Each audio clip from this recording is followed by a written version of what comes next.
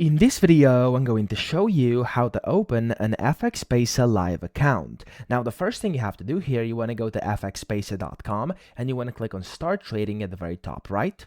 And then what this will do is it will take you to a page where you can go through the application to actually open a live account. So first, there's your contact details. You want to put all these in. Then there's your personal info and then your trading experience. Just fill in all the details and then you'll be able to sign in and create your account, and you'll get the access over here inside the FXPesa portal. Okay, so if I sign in really quick over here, this is the FXPesa portal, and then in here you'll be able to then access your accounts. Now, in case you don't have a live account yet and you maybe created like a demo account to begin with, you could also create a live account here. When you click on dashboard, it says live accounts, click on create account, and this is going to take you to a separate page over here again, where you can then sign up for a live account directly in here via the same form. So that's how you do it. I hope this video helped you out. If it did, please subscribe to the channel and help me out as well.